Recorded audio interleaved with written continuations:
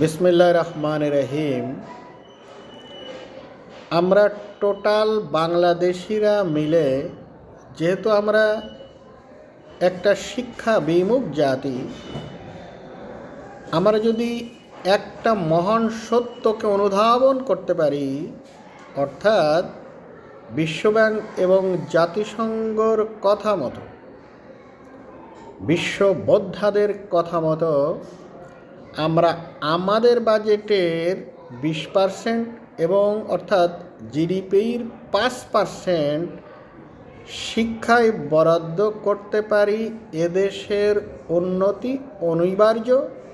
দেশের সমগ্র অফুরন্ত প্রাকৃতিক সম্পদ ইয়াং জেনারেশনকে আমরা দক্ষ মানব সম্পদে পরিণত করে বিশ্বের বুকে মাথা উঁচু করে দাঁড়াতে পারি। এই মহান সত্যকে বাস্তবায়ন ব্যতীত আপনারা যাই করুন না কেন, যে পদ্ধতি অনুসরণ করুন না কেন, সেটা হবে একজন মুমূর্ষ রোগীকে বেটার ট্রিটমেন্টের পরিবর্তে রহিম চাচার ঝাড়া, করিম চাচার পানি পড়া, ঢোলের মতো একটা তাবিজ এবং বাসকের পাতা পড়া এবং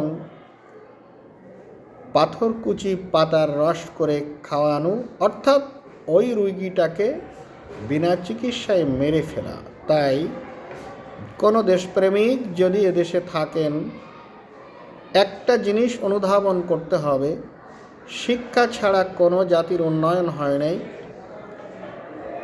ইউরোপকে পর্যায়ে আসতে সক্রেটিস, প্লেটো, অ্যারিস্টটলদেরকে 2500 বছর আগে পৃথিবীতে আসতে হয়েছে। তাই আমরা শিক্ষাকে বাদ দিয়ে উন্নয়ন করার যে প্রচেষ্টাই করি, ফলাফল হবে ডাবল জিরো।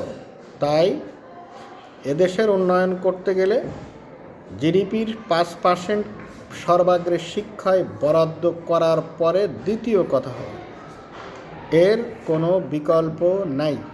আমাদের যে অর্থনীতির আকার, আমরা একটা সুন্দর শিক্ষা ব্যবস্থা তৈরি করতে পারতাম যদি এদেশে লেখাপড়া জানা লোক থাকতো।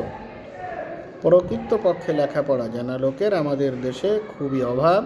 তাই আমরা আইকিউতে 150তম, আমাদের ইন্টারমিডিয়েট পাস সমান, আন্তর্জাতিক মানদণ্ডে 7ম শ্রেণী পাশের সমান।